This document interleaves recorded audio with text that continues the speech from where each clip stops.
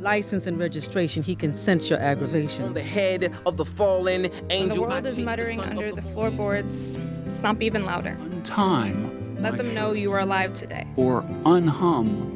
Did you know that your hands came with a ripple effect? Whisper tones unraveling like silk. Blood, sweat, and tears win by any means poetry. Sway, look at me. Is a piece of the pie too good for me? Some may call it rock the mic. We call it poetry.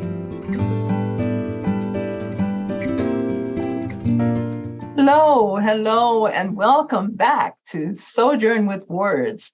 I'm your host, Sistah Joy, right here on CTV, out of gorgeous Prince George's County, Maryland. We are excited because, as always, we're always excited on Sojourn with Words because we present the premier poets from throughout, not just Prince George's County, but more and more throughout the country and in some instances from across the world. So today we have a wonderful young woman who is known in poetry communities as Lyrical Faith. She is a Black American educator, activist, and spoken word poet from the Bronx, New York. She has been featured at colleges and universities and venues across the country and globally. She is the third-ranked woman poet in the world as of the 2022 Women of the World Poetry Slam, a two-time Bronx Poet Laureate finalist, a multi-time award recipient of the Bronx Council on the Arts, as well as other arts agencies, including the Massachusetts Cultural Council and the 2015 Syracuse University Poet of the Year. I'm telling you, she's the graduate. She's a graduate of Public Relations program at Syracuse University, a master's degree recipient of the Higher Education and Student Affairs program at NYU, and a current social justice education doctoral student at University of Mass Amherst, studying the intersections of arts and activism. Her work has been featured on NPR, Right About Now Poetry, Huffington Post Black Voices, and News 12, The Bronx. This is a dynamic woman of words, and we are excited to have with us again, Lyrical Faith. Welcome to Sojourn with Words. Thank you so much for having me. We're excited because we know just hearing your bio alone tells us that we're in for a ride that's going to keep us holding on to our seats. There are some wonderful things that you've been engaged with, certainly with regard to stories behind the poems that evoke these powerful and empowering stories. But why don't we find out from the beginning, what brought you to poetry? What is the story behind poetry for you? Yeah, so I started writing, and I've been writing and performing since I was 12. I got into it because my sixth grade English teacher, shout out to Miss Brown, she had a poetry unit in class, and I kind of fell in love with it. It was different from other poetry units that I've experienced prior to, as you know, in elementary school and a lot of times throughout school, teachers, they do kind of have to cover poetry in some way, shape, or form, but it isn't spoken word. A lot of times it's page authors and Shakespeare and old dead white men poets who didn't necessarily speak to me at that time. So I thought you kind of only see poetry as one thing when you are in school, and that's like your access to poetry in a way.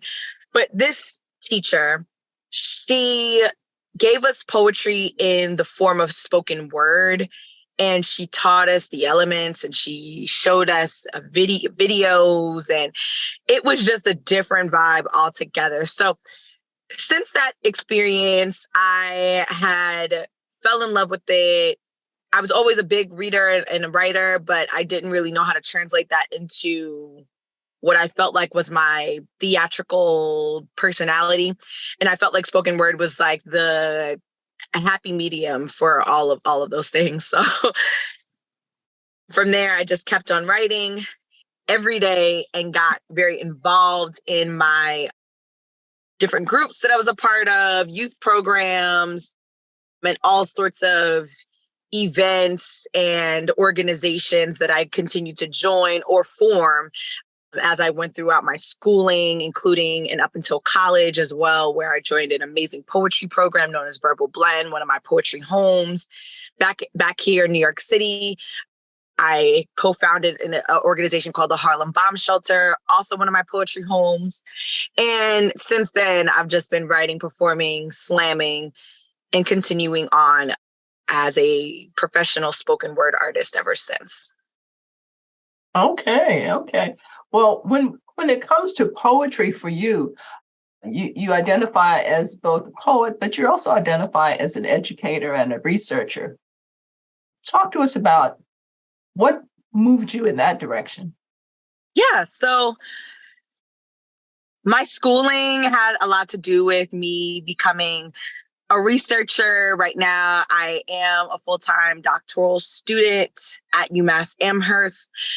And throughout my schooling, like I mentioned, I was always a big reader and writer.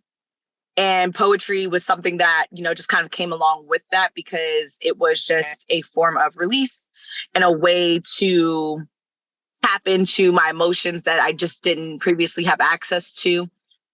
And as I went throughout my schooling, I developed a interest in research and kind of wanting to delve into answering questions about society and social structures and things to really advance the ideas and the topics and the thoughts that I was pondering in my poetry that I began to develop language for as I got older and gained more schooling. And so now, that kind of pretty much led me to my doctoral program, where I am studying the intersections of arts and activism. And so what I try to do as a researcher, as a poet, as an educator is when I write my words and when I write my pieces and when I perform my pieces, I have a goal, I have a brand, I have a mission statement, if you will, of how I want my pieces to be able to educate, raise awareness, spark something in someone's mind that they did not previously have or did not previously ponder. And thus far, my poems have been able to do that by and large to many audiences that I've had the ability to touch. I can't tell you how many times someone has come up to me after a show or after performance and they're like, you spoke to me in so many ways. It's blowing my mind. Someone in my family went through that. I went through this with my nephew, with my son. I went through this and so, even just yesterday, I was at a poetry slam in New Haven, Connecticut, and people had come up to me afterwards and they were just like, you made me think differently about a lot of things. And I was just like, wow, I kind of spiraled back into my mission statement, if you will, and said that is my goal as an artist. As you've indicated, there are poems and poets that range the gamut. So you have indicated that you were introduced to spoken word in the academic setting, which is what's unique in many instances, because as you indicated, oftentimes we hear about Shakespeare and many of the dead white men, but we're talking about poetry slam. Tell our viewers the difference between a poetry reader, a poetry reading and a poetry slam, just so that they understand the technical difference, because there is absolutely a difference. Absolutely. So a slam is an event. A poetry slam is a competitive event where poets gather in front of an audience to recite poems in the form of spoken word. And those poems are judged by typically 5 random judges in the audience on a scale of 0 through 10. And so that is what makes a slam a slam. It's the fact that it's a competitive event. you're competing, your poems get scores, there are points involved, and there's usually prizes or whatever it is that you're competing for. Whereas other forms of poetry are not competitive events. You are writing and performing your poems. You're writing your poems for the page. You're writing your poems to be read. And so there's a different element that goes both very masterful and brilliant when you're able to master both, but different element that goes into when you're writing a poem to be read versus when you're writing a poem to be said. Absolutely. Well, thank you for that, because not everybody is aware of the technical difference between a poetry reading and a poetry slam. I happen to like both. I don't do both, but I happen to appreciate both when they're done well. And that's true, I think, in almost any genre. So again, Lyrical Faith is our guest poet for today. She is a slam poet, and she does bring it when she comes to the stage. I would venture to say that she probably has some poems that are simply for reading, but we're going to hopefully hear some of both today. So a Lyrical Faith, when it comes to the issue of introducing a young person to poetry, what is the best approach that has worked for you when you're talking, even for elementary age? I mean, you're a young woman in the collegiate community these days, but if you were to speak to, say, a parent of an elementary age person who the parent sees there's some interest there in poetry, what would you recommend the parent of a young person do to engage their child in poetry? Yeah, I have the opportunity to engage with youth all the time in Massachusetts, where I, go to school. I am constantly coming into contact with high school students and even middle school students and some elementary school students, but a lot of high school students that are interested in poetry, that are the youth poets, if you will, of the community that I'm a part of there. And I had the opportunity to host and coordinate and co-produce the first ever regional youth poetry slam in the area of Western Massachusetts that I reside in. And so through my experiences with that just happened this year, a couple of months ago in April during National Poetry Month. And through my experiences with that, I've been able to touch the lives of so many youth poets in the area who wanted and needed an outlet for this and wanted to slam and were like itching to slam, but didn't have like a slam that was catered to them until that platform. And that was the first time we did it. So I came into contact with a lot of, their parents throughout that process. And even the ones who weren't able to slam or didn't really want to because they were like not really into the competitive aspect of it, I still came into contact with a bunch of parents throughout that process. And what I always do is, first off, those kids were phenomenal, right? So for the students that did slam, they, I just told their parents and their guardians how brilliant they are and how much they should never stop writing. I told the students themselves, you all should never stop writing. I hope that they continue to slam. If they continue to slam, they will be true problems because they will be giving everybody hurt on this stage in a good way because of the way that they were just like killing it out there. And the parents, who would approach me, thanking me for having this opportunity for their students, or their children, I would just, tell them how important it was that they were there to encourage them. I felt like a lot of today's youth, and even when I was growing up, so even my youth, your family and your parents and your household play a huge role in how you're able to develop as an artist.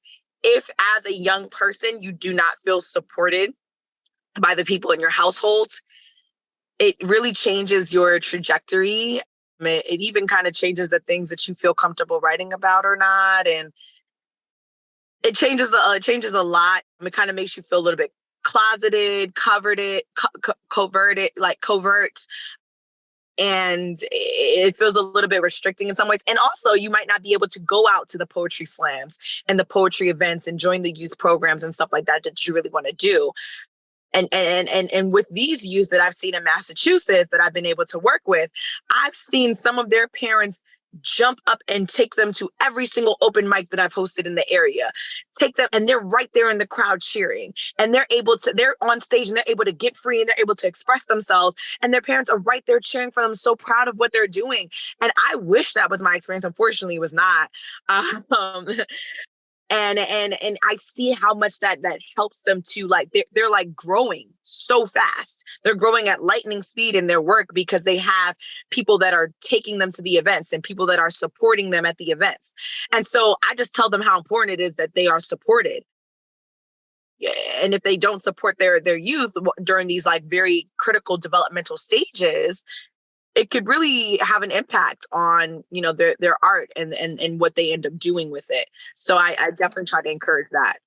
Okay. Well, we definitely want our parents out there who have young budding poets and would-be poets to please seek out opportunities for your young person to express, or at least learn about expressing, because sometimes it's just a matter of being introduced in a timely manner such that they feel that this could be their community, that this could be an opportunity for them to grow in ways that perhaps is not afforded them in the academic classroom setting. So parents, it's a role that you can play for your young person. And we hope that there are opportunities for our middle school and high school for sure, but also perhaps at libraries for the elementary would-be poet. And this is something that initially maybe they're not going to come out in a competitive slam. Maybe it'll be just about poetry, but also there are growth opportunities for all. And we appreciate voices like that of Lyrical Faith to encourage young people to try poetry and to just step out on faith and see where it is that it lands them. So how about us now? First of all, Lyrical Faith, can you give our viewers your contact information so that they know how to be in touch with you about your upcoming poetry activities or any available poetry products that you may have, or just means of being in touch with a live poet who slams on a regular basis? Yeah, so you can follow me on all things at Lyrical Faith Poetry. Very, very active on Instagram. So if you're on Instagram, you can totally, access me there. That is just Lyrical Faith Poetry, Lyrical, Lyrical, Faith, Faith, Poetry, Poetry. And you can also type that same name in on Facebook. You can type that in on YouTube and find a plethora of my videos. Subscribe to my channel on YouTube and all the things. If you'd like to email me because you don't like social media, that's fine. I am just info@lyricalfaithpoetry.com. Okay, very, very straightforward and easy to access. That's what we want. Well, Lyrical Faith, thank you so very much for letting us know who you are and what you're about. And we know that you're about poetry, spoken word, and slam. So how about we transition? How about we give our viewers an opportunity to experience Lyrical Faith on mic? So Lyrical Faith, I know that you have a couple of pieces that we're going to try to fit in. So I'm handing the mic to you and the floor is yours.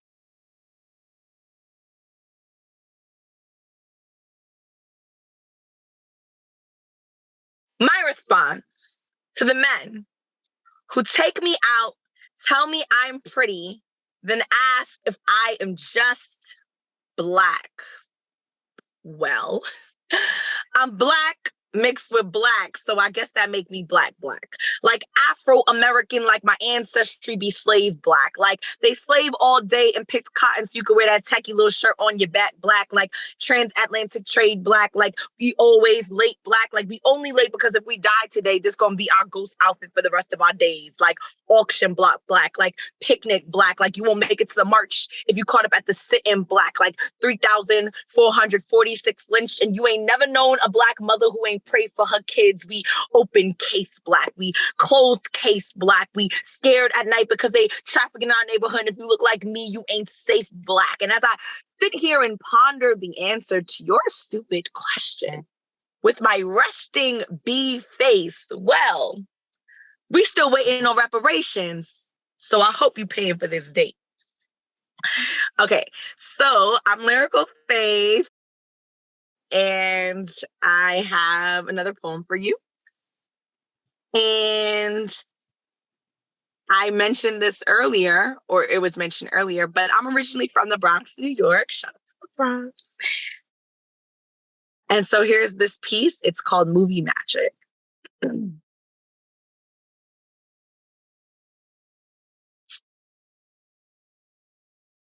Warner Brothers produced The Joker, and it becomes the first R-rated film of all time to gross over $1 billion in revenue. Transformers was set in Detroit. Red Dragon was filmed in Baltimore. The Silence of the Lambs was in Memphis, Tennessee, and Frankenstein came alive in New Orleans, near the same field as 12 Years a Slave. These places all happen to be the most populous Black cities in America. The Joker was filmed in Newark, Jersey City, and the Bronx, New York. I am from the Bronx, born, raised, and it might sound like, why am I so serious? But when tourists came to take pictures by that staircase, no one was laughing. I cannot enjoy a feature film without thinking of the unpaid extras posted on the block, how multi-billion-dollar productions are shot in the hood for dramatic effect, setting up the horror as if we don't already know scared, like the black of our hands. I've seen chalk outline on sidewalk cleaned up in enough time for tour buses to pull up. Because street signs in the ghetto make for such great action, like Compton, like Brooklyn, like nobody went to sightsee in the hood before it became Hollywood. Can't you see the stars in the ground? The ones that went to heaven before mama could say we made it, before the camera pan right down the graveyard to catch our good side. Tell me how many box offices will catch a tax break for the dreams that went to go die on Martin Luther King Boulevard? Which scene can my family survive in when our poverty is just so profitable, when the camera stopped rolling and remnants of your lens is still on every barbed wire fence? Movie magic is not how abandoned the buildings look, but rather just how well they edit out the residents. And somewhere there are viewers visiting the finished product, capturing our trauma on portraits, posing in places they do not have to be a part of, thinking it'll turn out okay. Because isn't gentrification just color correction anyway? That's that piece. Wow. Oh my. Love it. Thank you. And if it's okay, can I jump into one last piece or? Yes. Yes, please. All right.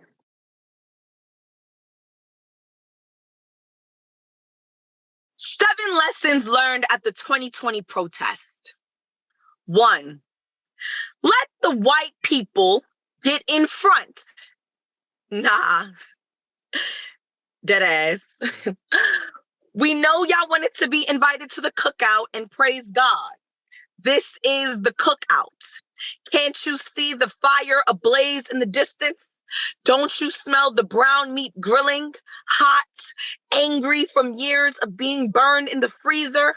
Damn right, this ain't a democracy unless you icing down with me. So yeah, allow your white shield to cover me like a picnic of guilty tears. It's the least you can do after showing up early and bringing nothing for decades. 2, if a Black woman dies, and there is no camera around to record, does it even make a tragedy?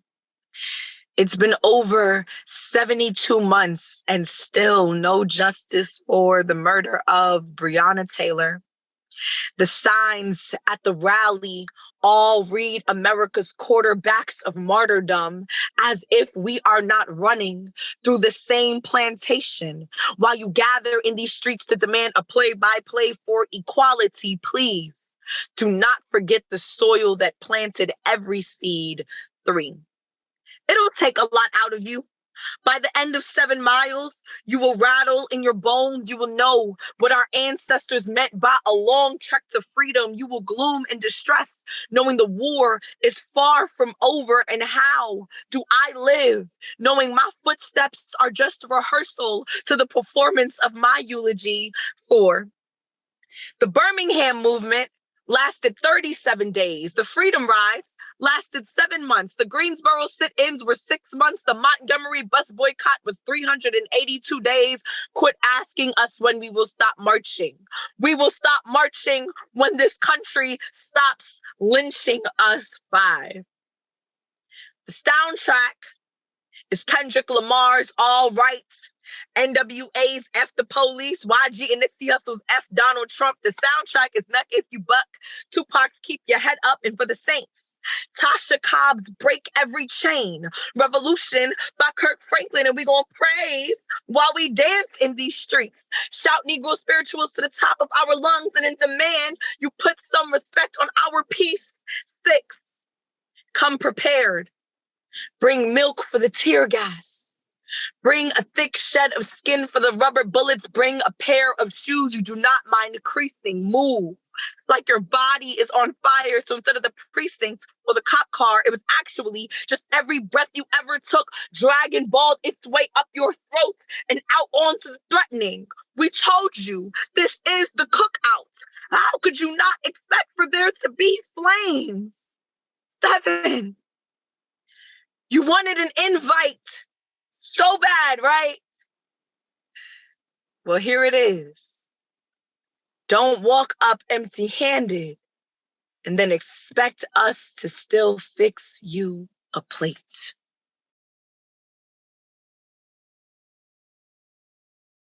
Wow. Thank you for serving us royally. That was incredible. Viewers, you were just poeted by Lyrical Faith out of the Bronx, New York, now up in further, what is it, Matt? Where are you now, Lyrical Faith? I'm in the Bronx, I'm back and forth between the Bronx and I'm in Massachusetts. Okay. Well, thank you. We can say the Bronx, though. Okay, we're going to say the Bronx for today. I'm just so excited to be able to present you to our viewers, because yours is a distinct voice that has a very distinct message, a much needed message for today. And I thank you. I thank you for what you have shared today. I thank you for what you're doing as a young Black woman who has words and words them well. So you continue on, my sister. We owe you a debt of gratitude, and I look forward to staying in touch and seeing where you land. Much continued success with your, let's see, your doctoral. That's going to be, when do you anticipate receiving your degree? We got a few years. Okay. So we're on the path. But when it's done, you will know. Okay, absolutely. That's what we want to hear. Well, again, this is a wrap up for Sojourn with Words. I'm your host, Sistah Joy. You just heard from Lyrical Faith. And remember always, when the words come to your spirit, pick up that pen and keep writing.